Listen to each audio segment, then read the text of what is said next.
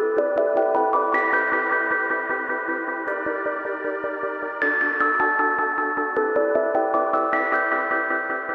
would see all these things that I'd sent you, almost like I was shopping in real time. It was literally every week.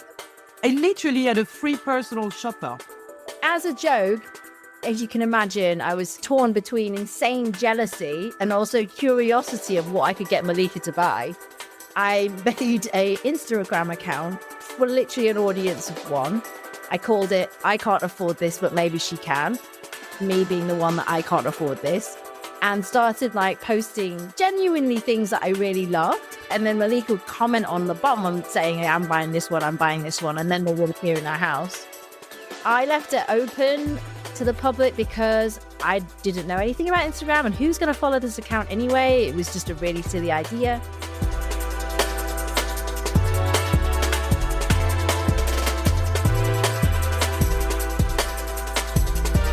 Welcome to the Daring Creativity Podcast, a show about daring to forever explore creativity that isn't about chasing shiny perfection. It's about showing up with all your doubts and imperfections and making them count. It's about becoming more of who you already are. My name is Radim Malinic. I'm a designer, author, and eternally curious human being. I'm talking to a broad range of guests who share their stories of small actions that spark lifetime discoveries, taking one step towards the thing that made them feel most alive. Let me begin this episode with a question. Are you ready to discover what happens when you dare to create?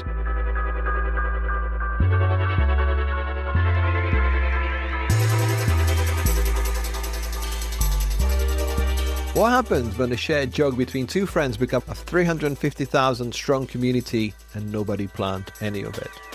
My guest today, Malika Favre, is one of the most celebrated illustrators, known for work that reduces the complex to the essential and makes you look twice. George Wu is a graphic designer, maker, and self-described reluctant influencer. Together, they created I Can't Afford This, but Maybe She Can, a curation feed built on friendship, taste, and a fierce refusal to sell out. In our conversation, we talk about building with love and no budget, curating as an act of generosity, and what it means to post to an audience of one when algorithms will never beat someone who genuinely cares. This episode is full of joys, and it's my pleasure to share with you my conversation with Malika Favre and George Wu.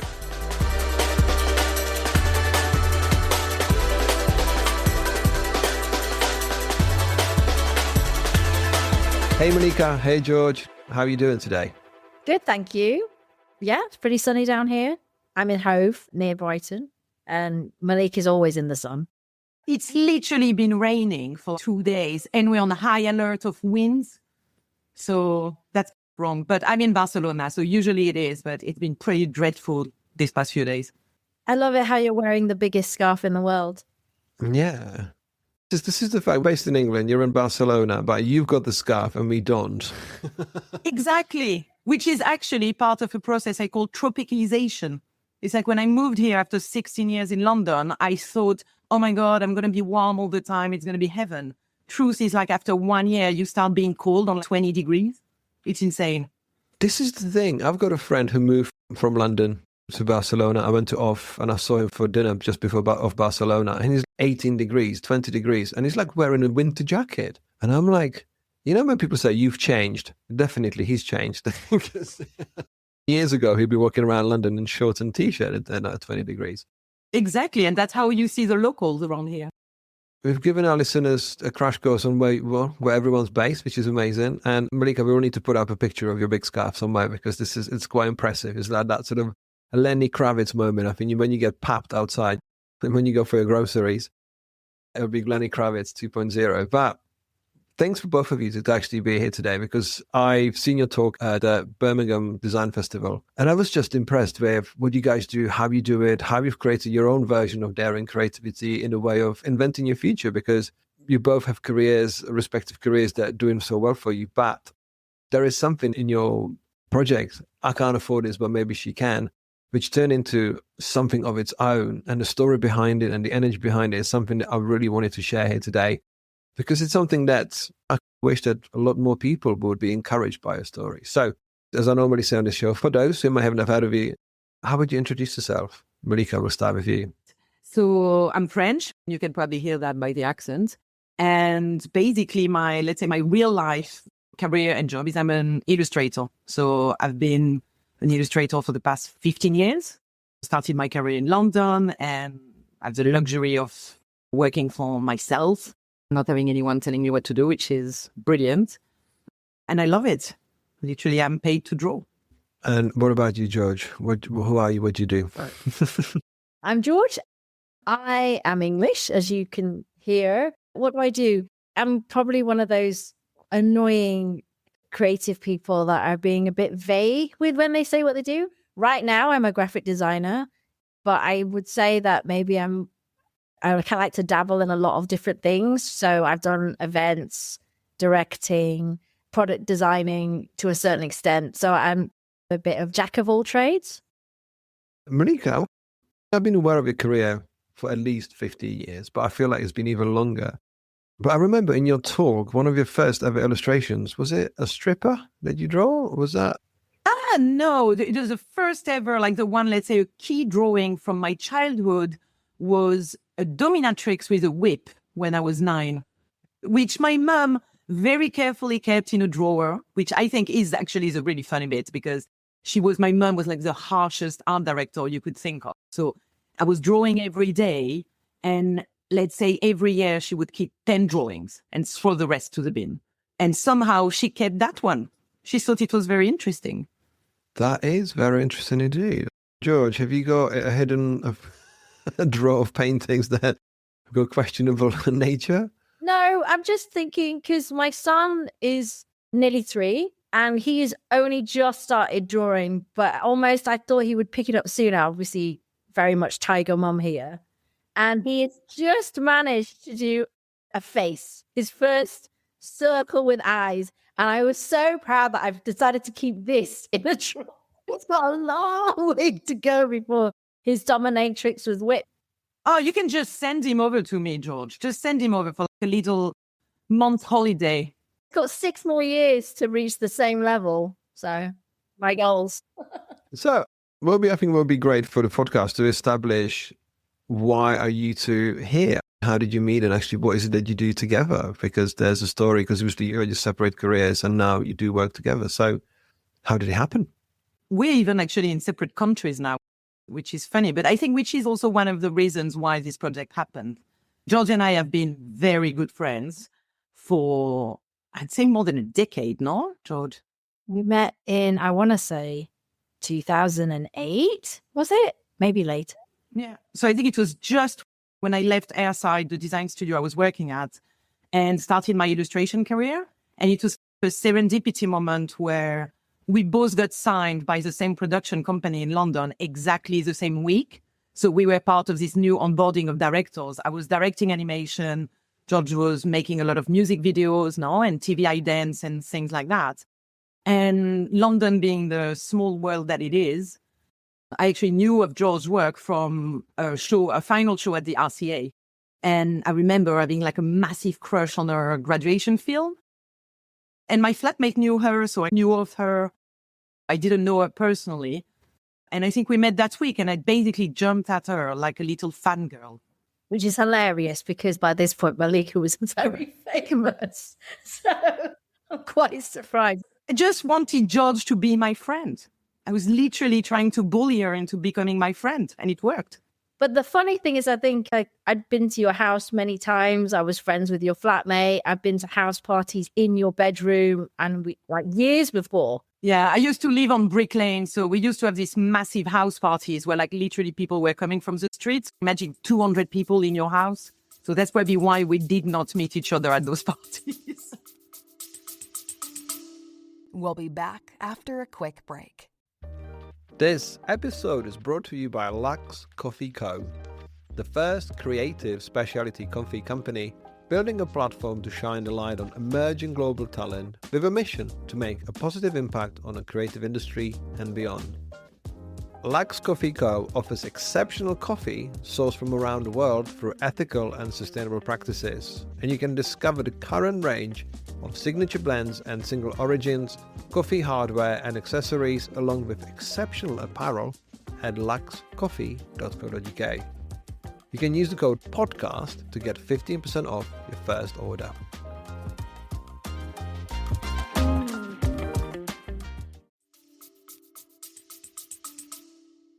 That makes the level of stalking a little bit smaller, like at least, because if you say I've been having parties in Malika's bedroom. I'd like to also say I'm not a random person from the street going into random parties. No, we had a lot of friends in common. Yeah, designers. I also had friends even from Paris who went to the RCA and were in George's class. So I think we were bound to meet. And yeah, we got on really well. I left the animation altogether and production company after 1 year, I would say, to just focus on illustration because I realized I didn't like it that much. But we stayed friends. So literally this is what happened. And we were friends for a decade, very close friends. And so what happened with this project is it started as like a joke, no? So you can tell the story of that project.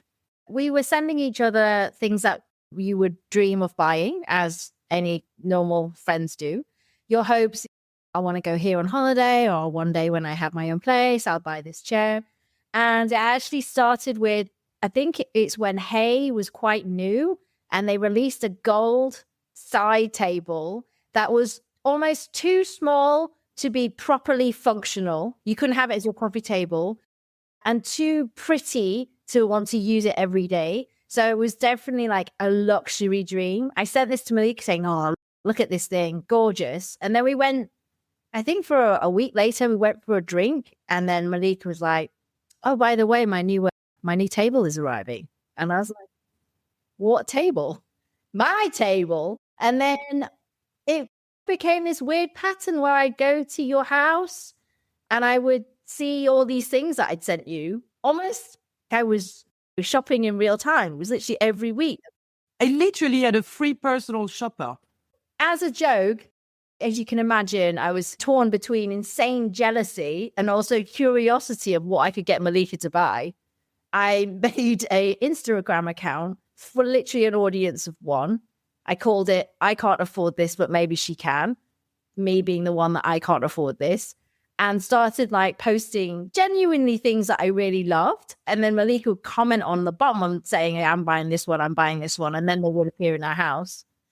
I left it open to the public because I didn't know anything about Instagram and who's going to follow this account anyway. It was just a really silly idea. And yeah, and then slowly friends started following, and then members of the public started following. And then COVID hit. Malika, you moved to Barcelona. And then the rise of online shopping happened, right? Everyone was stuck indoors. So we were all just constantly WhatsApping each other loads of things. And also we were bored. I remember I was doing upholstery courses in my living room. I was like, we were all doing those Zoom pub quizzes. We had a lot of time. And I remember Malika saying, oh, you know that Instagram thing that you do? By this point, I've been doing it on my own for about 3 or 4 years with no plan. Like I almost posting once every quarter. Like it literally wasn't really populating it.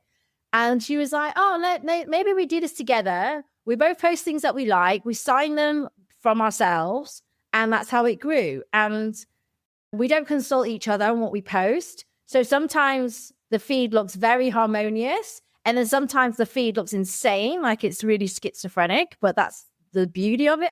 Yeah, and it grew, I can't remember, I think in his first year, it grew to like 50,000 followers in 1 year.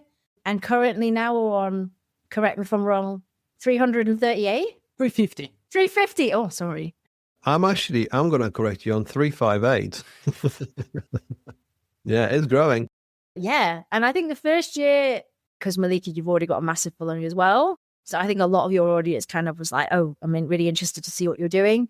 But then after that, we noticed that the kind of uptake had plateaued from your account, and we'd started reaching people organically through our own feed, and it just snowballed. So definitely no plan, definitely no vision at that point.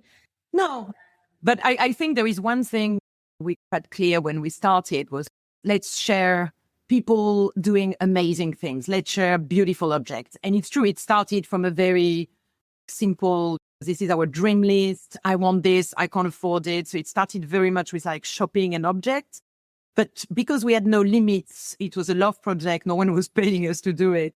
We can post anything we want. So we started posting anything from cakes to beautiful trips, places, hotels. It could be anything, like sky was the limit. And I think in a way at that point, the algorithm was already being pretty unkind to a lot of people. And what we did shouldn't have worked because we did not put our faces. We did not create our own content. We were literally grabbing images left and right and resharing, putting carousels. We didn't do reels. We didn't do videos. We didn't play the game. But somehow I think there is, especially in the design community, a lot of people were missing that kind of old school, almost Tumblr blogging and sharing things just for the beauty of it. Yeah, you're absolutely right, because I'm a lover of color, and everything that you post out there is just, it makes you happy. It makes you feel something. George, when you said, hey, this has been slightly a bit chaotic, the feed, this is only what designer can say. Hey, we need to organize this. We need to make lists, because if someone scrolls, it doesn't matter how it looks on the side by side. I'm not trying to cheapen this, because obviously we all put care into our grids. And then you're like, some people were like, oh, is that what you did? I didn't come across. Thank you. But George, what I want to find out, obviously, from you, you're the head curator, or at least at the beginning. Where do you go to find these things? Because obviously you said you were running this for 3 to 4 years on your own, right? Because initially you've been providing the shopping links to Malika and she was buying and buying. But your curiosity, where does it take you and where do you find the stuff in the first place? I definitely wouldn't give myself a title of head curator, knowing that Malika posts 5 posts to 1 a day. So definitely that head curator can go over there. But at the beginning, it is interesting because even when we look at the kind of things that we posted at the start, it's really different to what we post now. So at the beginning, I was literally finding your classic design pieces, right? So like things that you would see in places like Conran's store, brands like Hey, your proper graphic design loves. And then I guess naturally I have a really big love of folk art. I really love craft. So that's really fed into it. But what I think is really interesting over the course of the years that we've done this account is actually how much you can let go of your ego. So when it was only an audience of 1 with Malika, I didn't really care. I'm just putting stuff that I like, right? And then as soon as our friends started joining, of which there are some very like hipster people and quite judgy people in that group, they might be like, I'm not sure about that thing or that thing, and that kind of paranoia might sink in. And then when we started doing the Instagram together, I almost had the safety of Malika and her giant following. So I was like, okay, I'll go back to posting what I like and feeling quite secure. But now, because it's grown so dramatically, and I've seen posts from, I remember Malika posting a dish of onions in the shape of fish, or I'd post, what was another crazy one? Like a textile designer that does amazing kind of reveals when you cut the threads of like different illustrations. It's almost like now it's total freedom. Anything goes. As long as it makes us smile and we find it interesting, then it goes on. So thinking about where we get it from, we've talked about this before, but yeah, I'm a very reluctant influencer. I find social media really difficult. It doesn't take long for me to be like, someone's on holiday. Oh, that's nice for them. Someone's doing an extension on their house. So I actually have to go out of social media to find stuff. And that generally comes from projects that I happen to be working on in my day job, or things that I'm interested in terms of my hobbies. And I go a bit around the houses and then bring that back in. Whereas I know that Malika, you go about it in a really different way. Yeah. I'm on a constant fight with the algorithm. So trying to tame it so that it gives me what I want. And I would say that sometimes the algorithm has given me like really interesting things. And when you look at our explore page, like a lot of it is extremely good, because I think literally that's the job of the algorithm, is to keep you there and to give you what you want. And if you are very careful about what you look at and what you click on and everything, it will follow you in a way. The problem is that all that job can be gone if you start looking at pictures of dogs for a bit too long. So this is an interesting thing about the algorithm, because if you're a creative, if you're a creator, you want the algorithm to work for you and present your work to other people. Whereas what you, Malika, quite beautifully described, and I do this with Spotify, my Discover Weekly was highly curated to my taste because I'm very careful about what I save. It's a bit of a musical salad because I'm listening to the same thing in a different colors, different tones, and if that makes sense. But when it comes to the visual algorithm, especially on Instagram, obviously you get people who celebrate it and people who hate it because you want to be seen, but maybe like people are not finding you because they're not looking for you at that time because they haven't potentially made as much effort as you have made, because you say it works for you because you're really careful, you mold it in a way how you want it to behave. I think there's that juxtaposition because we see algorithm as a negative word. No one's ever said, hey, algorithms are here, this is great. Because it's technically a decision made by something else. But I want to go to one point, George. You said I wasn't confident at the beginning of doing this on my own. And I've learned this beautiful sentence just the other day about courage. And it said, courage is not a solo sport. It takes a village for people to be courageous, because it's when we do something on our own, we don't have that validation. We don't know exactly, especially if you're hurling yourself into the unknown. You're like, what's happening? What am I doing? I like it that you had Malika, who's the behemoth of illustration. Like, hey, I can validate this for you, even though what you're doing is obviously is exceptionally amazing. So it's interesting to hear that we have these different levels of confidence or anxieties or insecurities, even when it comes to our own work or even just Instagram feeds. Just, is this worth it? Is it good enough? Because ultimately what I'm getting from this is the point of care of creating something for people that get value out of this. And I'm glad you didn't give in to your trendy hipster friends just to put you off. Going back to how we find things, I would say also that there is quite a big stalking element to it as well. So it's not, yes, the explore feed does give us some stuff, but I think to also curate that, and I know you do this too, Malika, you end up like going first like designer, oh, who are they following? And who are then they following? And then you just go into this weird wormhole of literally going through people's followers to try and find interesting things. So that's still quite an intense mining situation. And then we inject that, obviously you start following these like people that are quite outside your network, and that kind of refreshes the explore thing for a bit.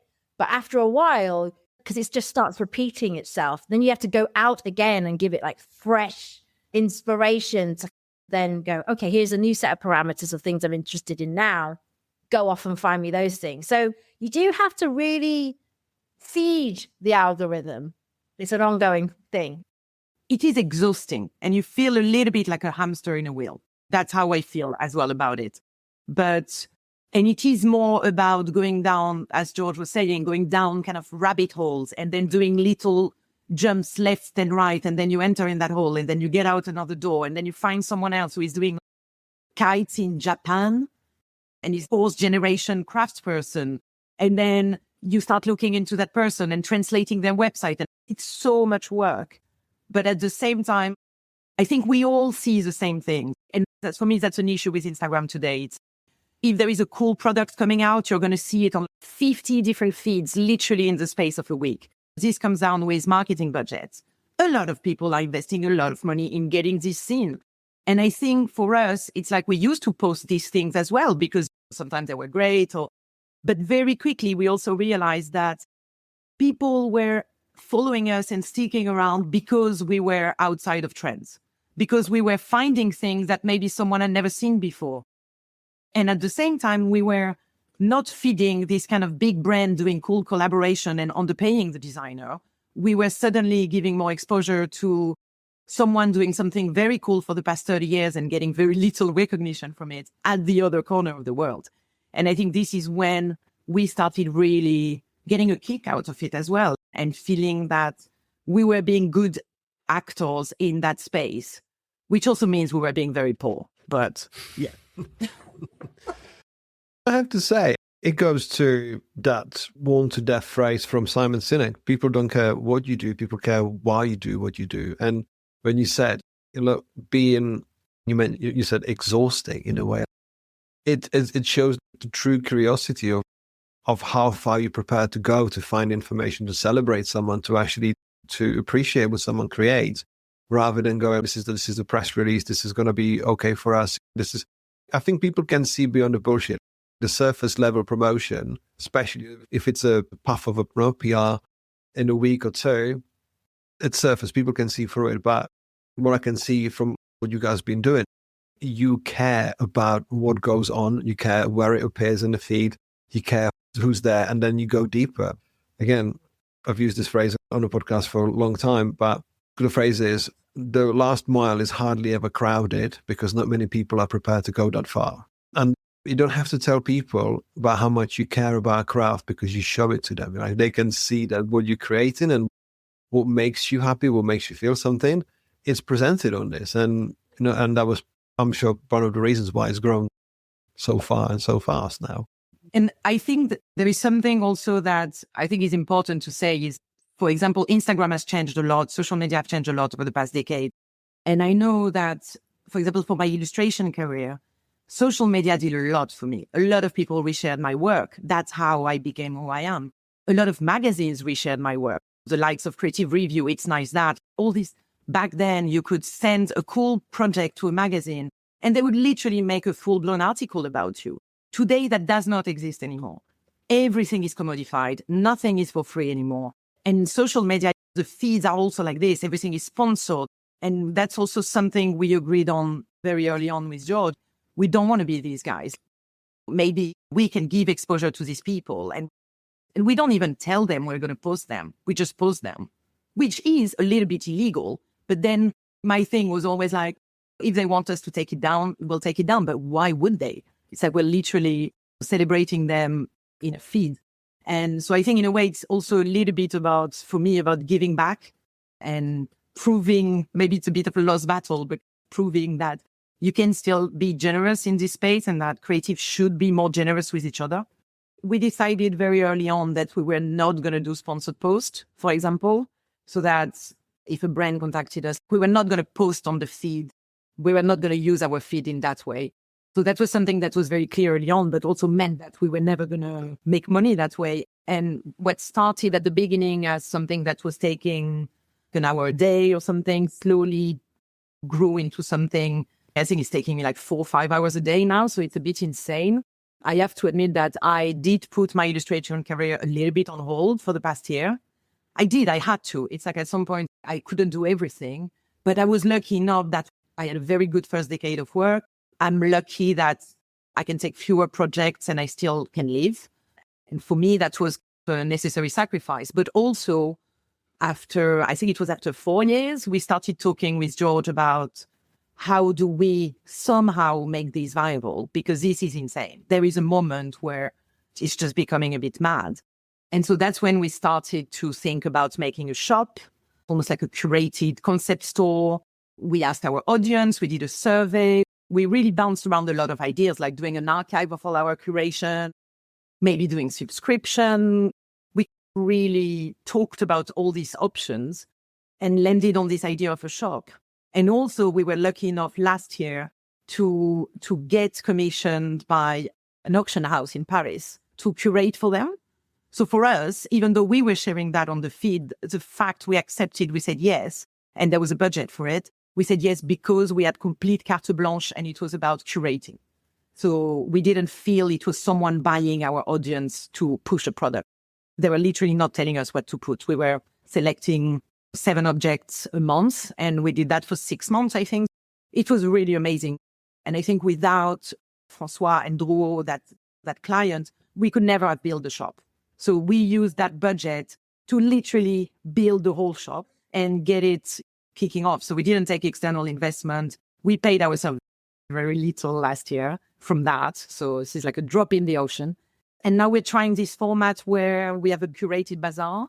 We partner with brands. It's completely free for them to join. And when they sell something through us, we get a commission. So we tried also, we really wanted to have a model that was fair on both sides. It's not sustainable yet, so we'll see. But that's our best attempt of making it a little bit viable and allowing us to continue. I just wanted to add, we don't do the classic sponsored posts, as in they send us some pictures and we just post those. But we have done like almost like more collaborations. If we really like a product, then we'll create some content for them. And that has been really fun as well. However, I think I guess our whole thing with this feed and the way that we're going about the shop and how do we monetize it is very much about experimentation. See which one works, what works with the audience. So we have done maybe slightly more classic sponsored posts in the past and this is why we decided they don't work, because if the product isn't something that the audience would really resonate with, then it just doesn't work. However, when we get to do our own take on it, then it does better. The Drew stuff has been amazing because it's what we do already. We're just, instead of curating things that we find, we get to go into this crazy antiques world and find incredible old masters. We were never allowed to show Picasso paintings, but they were there, all the way to Fornazetti cat bins, for example. And it was like such a different place for us to go on personally as well. I've never really delved into the world of antiques before. Super interesting. So I guess it's now we're really interested in collaborations, meeting new partners that would like to try something else, not your classic sponsored post, if that makes sense. Yeah, and let us curate. I think curation for us is the backbone of this. Is you have to let us dig and choose and build a story around it. And also what we did is we started a newsletter, which in a way is old school. But I think that also came at a moment where that's when we had the idea for the shop. And that's also when we had this feeling of, we don't know where Meta is going. We don't know where Instagram is going. We need to start having a presence outside, not be dependent on these big companies. And that's when we start doing newsletters, interviewing people and having our quirky tone. And so we've got this really fun interview. Now we've got a new format where we dive into the story of an object from like first sketches and everything. And the brilliant thing is like the newsletter is going slowly because we're not pushing it like crazy. And also we don't have anything to offer really, apart from content. We don't have big discounts or things like this. But yeah, I think we're like on 7,000 people now. And what's great is that the response is amazing. So literally we have like more than 70% open rate on each issue. And I know that's like usually a bit mad, but I think it's also in a way, it's like a continuation of the feed. It's a space where we can have our tone. We can highlight products that are a little bit mad. I don't know. And I think it's interesting. We're trying to develop other editorial formats. Malika, I can tell you that there's a lot of marketeers running a newsletter who would kill for 70% open rate. I know. This is where the true metric really lies, because the number of subscribers doesn't really matter. It's like how many people actually open it. Yeah, that's the true metric. Again, it just goes back to why you do this and how much you care. Because, George, am I right that this project also led you to developing your own product that you've created? Yeah, I guess it's the inspiration behind it. I think when COVID hit, I have a lot of friends already that are illustrators or they're makers. And I don't know if you remember that it was like this boom of everyone like, okay, let's just make something ourselves. I'm obviously from a design background. I always have to work with someone else's brief, someone else's product. And I just thought, that'd be quite fun to make something myself and try and be one of those brands. And I actually remember talking to you, Malika. I made like a little deck of all the ideas that I was thinking about at the time and said, okay, as a business person, which one of these is actually going to make any kind of money? And she chose the umbrellas. I think that's the other thing that the feed is really amazing for, is taking us on slightly different tangents. I would have never done the Birmingham talk before doing that feed, before doing it with Malika. She literally bullied me into doing that talk. I would have never really considered doing this podcast or even potentially creating my own version of interviews. I didn't really see myself in that way. And I think now it's okay. We have a following where we are curators, where people are interested in the kind of things that we're interested in. That's just a whole other space for me. And Malika, I'm sure the same for you too. Even the idea, like something else that we're talking to people about is creatively collaborating with people's products, coming together in terms of in our own artistic way rather than just curating. So there's a lot of different avenues that we can go down, which is super exciting. I discovered your para world, and I love it. It says bringing joy to bad weather, because I work with Timo Kilder on my last two books. Timo is amazing, and I think soon after we released these two books, I saw the umbrella that you guys did together. I was like, oh, this is everything about Timo, right? Dogs, yellow, color, happiness. It's just, yeah, it was one of these things that I didn't know it was your project at that time, and later joined the dots. And that makes so much sense, because your statement, bringing joy to bad weather, it's bringing joy through everything that you do to any kind of situation. What I like about you that you said, I wouldn't do this because I needed Malika to push me into doing things, because you got very modest generosity in a way. I'm doing this because I care, but let's not make it about me. That makes sense. I think we're, as a couple, like now we're going to psychoanalyze ourselves. Malika's obviously come from incredible success. She's a very successful creative. And I've come from a slightly different world where I can't remember what it's called, like the portfolio career. I've tried this, maybe it hasn't worked out, tried that, hasn't worked out. So I am definitely a creative that's come from a background of more anxiety, uncertainty of what it's like to be a major success. And so I think, yeah, it's been amazing to partner with someone that is just, come on, what's the matter with you? Just do it. And I think I used to be like that maybe in my 20s. As I'm older, needing more security, I've gotten a bit more of the kind of fear to be brave. And I think when you do it as a two, it definitely helps, because one of you can then go, no, it's great. Come on, let's keep going. And it feels like you're in it together when you have your own demons. I think I have more demons than Malika, for sure. That's also why we get along so well. We have a lot in common, and then we're very different. And in a way, I've always felt that it's much harder for people who are very pluridisciplinary and want to touch, like you've got this breed of people like George who want to touch everything.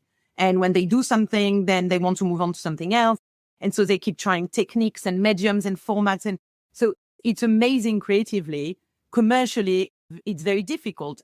For example, we all know that it has, as frustrating as it is for some people, being a successful illustrator also means having a very strong, recognizable style. And how do you not get bored by yourself? So I think there is that thing when my nature is I'm a compulsive, addictive, I have an addictive personality. And I'm someone who is going to do the same thing for 10 years and still find joy in it. But if that's not your nature, then that's hell. That situation is hell. For me, I love pushing something by little incremental pivots. And I remember we had that conversation with George, and that's when I think it really defines us. It's such a brilliant definition of who we are. George wants to do things that are innovative and new. I want to make the thing that already exists perfect or better. And I think these are two ways of being creative and approaching. My entire work is playing with cliches, with almost images you have in your subconscious, the collective mind, but making them so striking that you feel like you're seeing them for the first time. My illustration work is not innovative. It's trying to reach that perfection. How perfect is that line? That is beautifully said. I remember seeing one of your talks ages ago where, as a successful illustrator with a very distinctive style, you find yourself a little bit caged in. Some people can't stomach it, because I remember, I think you said, the number of times that people asked me to do something different to what I do was maybe 3 or 4 times, because you create the thing that makes money and is very successful, but then that is your identity, that is your craft, that is your style, and people come to you because they were Malika. But what I love what you said is that you're trying to make it perfect. You're trying to find perfection in it. So you never find an end point to it, because I have personally had so many incarnations of my career because I always find the end point. I was like, this was 10 years of this, let's do something else. This is 10 years of that, let's do something else. You overlap these things and you go where the curiosity takes you. Because would you say in your case that doing this thing with George gave you a bit of a catalyst to not run out or burn out with what you do, even though you might one day find the perfection in what you do, in your illustration style, but did you find that working with George gave you extra energy and a view on creativity and expression of what you can do for the benefit of others. I think the biggest thing I learned as well is that the same as my work, my taste, I think, was much more confined and was much more in line with my work when we started this project. So I was curating very graphic, very geometric, color blocking, stripes, all the things that you would expect for me to curate. And I think curating with George and seeing her post these absolutely bonkers things sometimes was, in a way, opened me up as well. And I think I embraced the whole spectrum of my own taste. And George was already doing that. And in a way, that's also when the account really took off. It's also when we were really like, we all have guilty pleasures. I don't know why I find this beautiful, but it is. But it's not beautiful in the sense that some people might say, ooh, that's on the line. We call it the line, actually. Did we cross the line on this? And I think this is what really made it, in a way, made it popular with people, because I think we all have guilty pleasures and we all have things that we find utterly beautiful that maybe not everyone would agree. And this is part of being human. I have decoded this since we're doing a couples counseling here. When you see the link between the work, so what you said, obviously you said about George that she's about the new, the innovation, and you said you're about the perfection. When I look at the products and the things that you curate and put together on your store, it's innovation and perfection, because some of these things are classics and they just taken to 11. Some of these things are just a perfection of this. I think I found this link between the two, because where your worlds have overlapped and met, it's just, oh, incredible stuff happened and keeps happening. That's how I see it. Would you agree? Yeah, for sure. That's very nicely put. And I think we should change our about on our website now, because that makes way more sense. Okay, so we're getting ready to rewrite our bio and concept. Absolutely. The manifesto. But first, I have to appreciate your ticket that says everything, everything, everything, everything. I mean, I absolutely love it, because when I read those words, I hate underworld, cowgirl, everything, everything. Oh, really? Yeah. Yeah. I remember the day we put that on the website, and George, she just did it actually today, screenshotting something I wrote for the newsletter as like, lol. It was me making like a really bad pun. That ticket on the website was the same. George screenshot it and sent it to me and said, lol. And somehow we left it because it's funny. It's perfect. Absolutely. Never change it. We can work on your bio, but never change the ticket. But actually, speaking of the shop, you guys mentioned, obviously, having some fund to create it, obviously putting the tech stuff together. So what have you learned about putting an online store together? Let's talk about technical headaches. Oh, God. So that was intense. That was an intense year, because we funded it, but literally we did it ourselves. So we had very little help. My husband helped us a lot with putting the products up. Like we launched with like more than 300 products, and I think there was like 80 brands, and we had to contact every single brand individually. So we're not drop shipping for a start. We're really leading people to the shops. So we don't hold customer data. We don't take orders. We're almost like linking almost the in-between women, like a directory almost of beautiful objects. But that meant that we didn't want to use like Amazon, of course, obviously, or existing affiliate platform, because that would mean we would have the same things as anybody else. And anyone can take our curation and put it on their website. So we actually found a model, a plugin, the technical setup to do something privately with all these brands. So we had to partner in like email, video calls, explain the concept with all these 90 brands, and then curate their products, put them up on the shop. It was a good, I would say, 8 months of work. So that was really intense. And then we had a developer who helped us.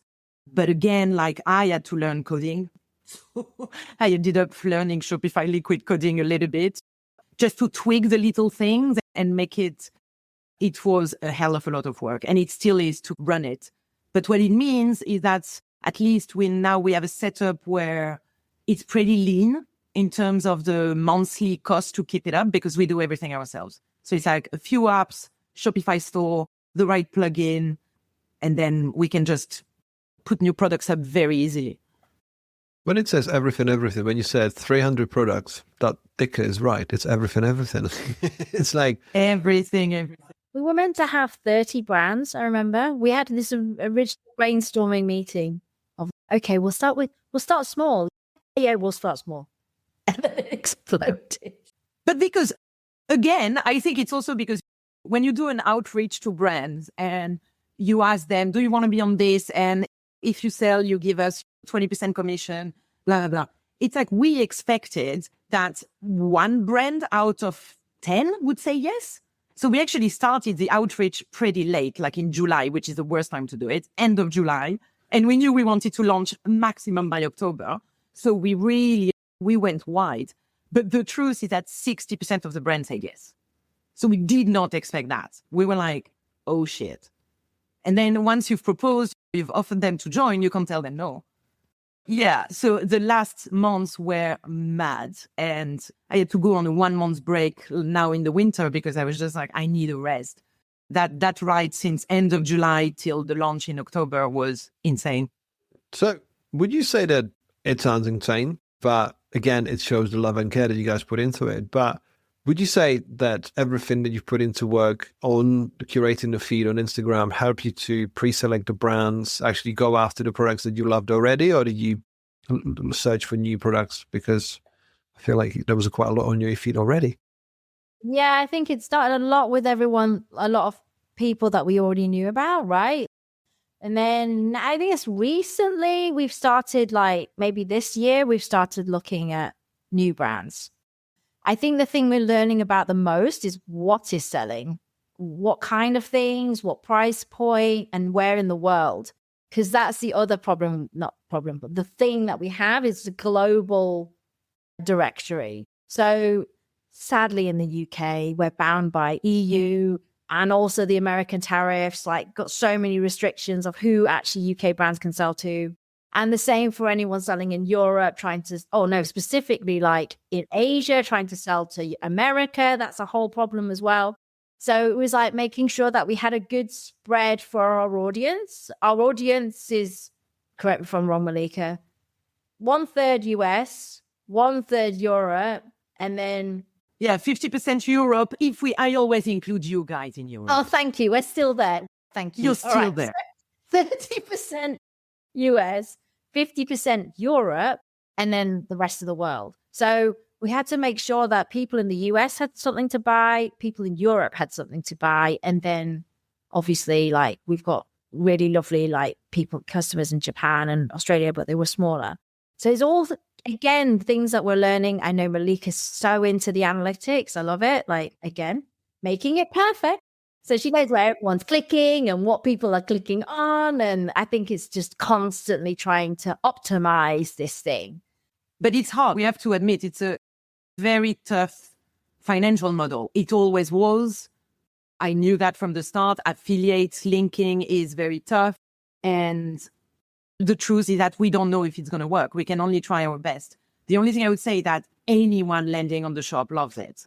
All we got was compliments, was like, oh my God, what is that crazy selection? But there is also, we didn't want to limit ourselves to start with. So that's also why we had like kids stuff. And then we also have like outliers. We've got dildos and bongs.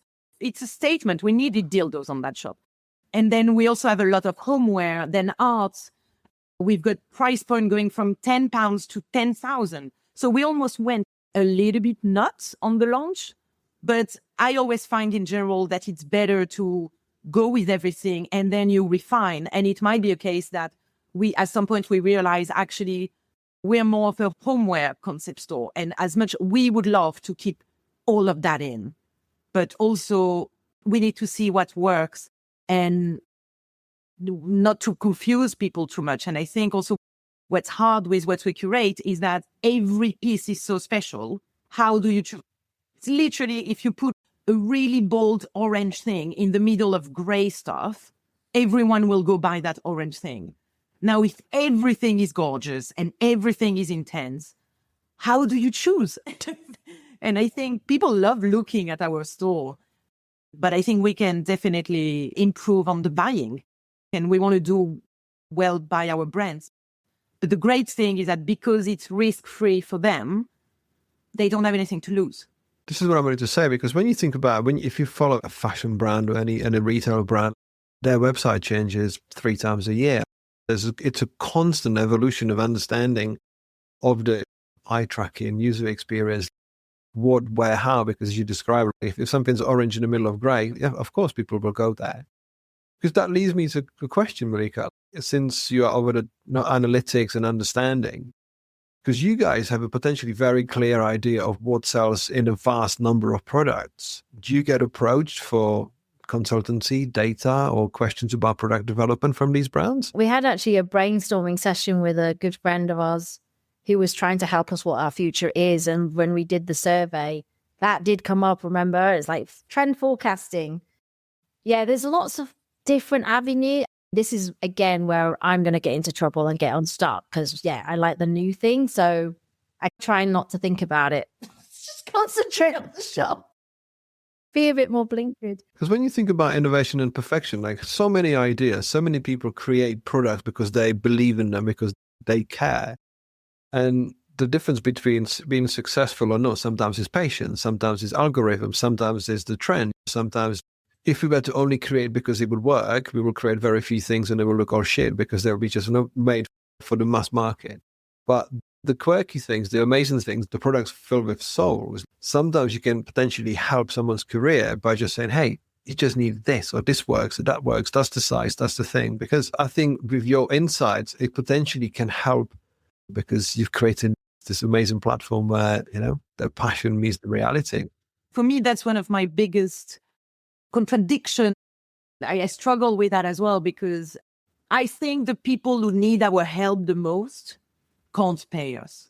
And for me, I think sometimes I really wish I won the lottery or I inherited millions from a long lost uncle from somewhere and could focus on doing this and helping the people who really need it, the craftspeople. And I think what we're very good at is how to present a product visually, tell the story behind it, all this content as well. And I almost think that it's a tough moment for retail. It's a tough moment for makers.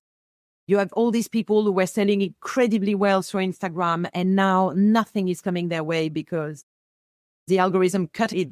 And for example, one thing I saw that was nuts, it's when we started posting in December, there was no way to reach our audience. No way. Because the landscape was filled with ads. So literally, everything we did was organic. So we rely on, that explore feed, the algorithm pushing us. And literally, it's like the algorithm is pushing us when it's a low moment for ads and brands are not investing that much. As soon as brands are putting the money in, we disappear. We go behind the curtain and no one shows what we have to offer. And that's what I'm struggling with. We live in a world where money wins and the more investment wins. And our biggest challenge is going to be how can we make these smaller people win who do amazing things and still win ourselves. It's going to be very difficult. When you said the people who need our help potentially are the people who can afford us, I'm going to badly paraphrase Debbie Millman, who said, money is never about money.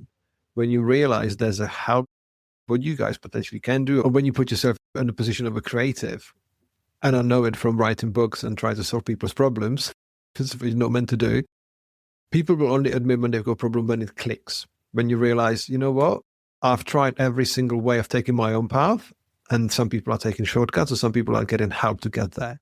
The penny drops at some point. Sometimes the penny drops very late, but it drops at some point in the future. It does, because we are here to help each other to thrive. We mostly survive, but we're here to survive and thrive.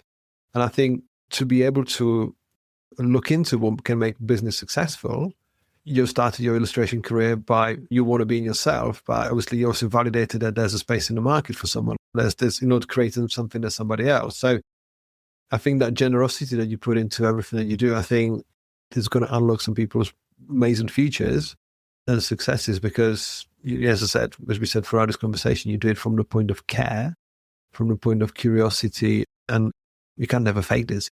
This is the beautiful part, because why would you spend a year building a bazaar? Why would you spend years doing this? Because you care, because it's there. So when people when people are trying to introduce themselves and say, this is what I do and this is why I do it, you don't always believe them. Whereas people can open your feed, open your store and go, yeah, that makes perfect sense. What's interesting as well is I remember when we were doing the website with George, we talked about, do we put a manifesto? Do we talk about why we do what we do? And then we decided not to. We shouldn't be saying anything. We both felt what we are about is there. If someone wants to look, it's very obvious. It's in the tone. It's in the way we talk about people. And I think, no one, in the end, it wasn't needed. It wasn't needed to, and maybe one day we will explain it, but I always find it more interesting to explain it on podcasts or interviews, but to not brag about things, because I think everyone brags a lot. And a lot of it is a lot of bullshit. That's exactly one of the reasons why I wanted to have you guys on the podcast after seeing your talk, beautifully, eloquently describing what you do with so much passion. I was let's bring it to more people. That reason why you do it.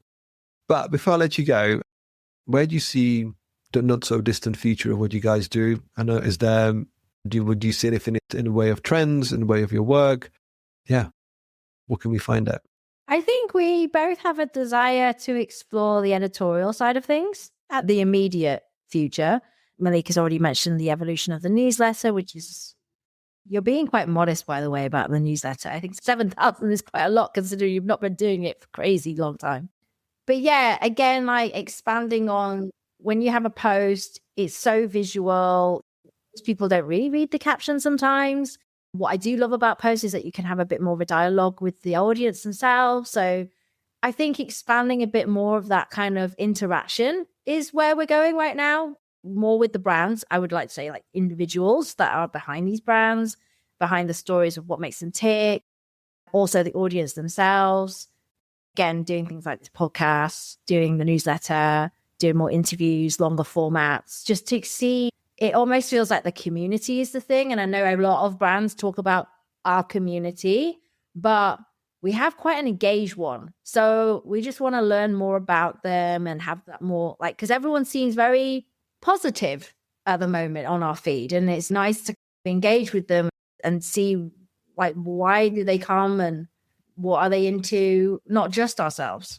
Sorry, I'm rambling there. And potentially maybe we're already talking about doing some exclusive products, maybe some limited edition runs with some of our favorite makers and brands.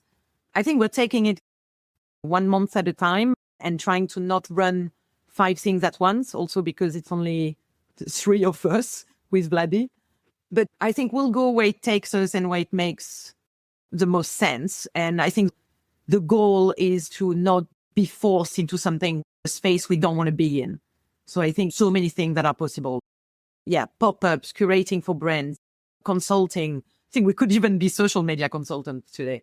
But all these things, it's organic. I think we'll take any opportunities as they come, but trying to stay very strong to our ethos and not forget why we started it and why we're doing it. You just summarized it beautifully. We'll go where it takes us. I wrote it on a piece of paper. Because the thing is, you can have a strategy, you can have plans, but if you got values and a willingness to pursue them and explore them, that eats any business plan for breakfast. So I'm so happy we got to make this happen and to recreate almost your talk.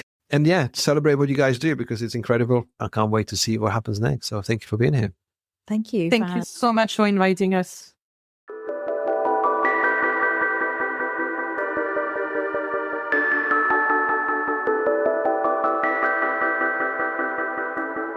Thank you for listening to this episode of Daring Creativity Podcast. I'd love to know your thoughts, questions, and suggestions. So please get in touch via the email in the show notes or social channels. This episode was produced and presented by me, Radim Malinage. The audio production was done by Neil Mackay from 7 Million Bags Podcast. Thank you, and I hope to see you on the next episode.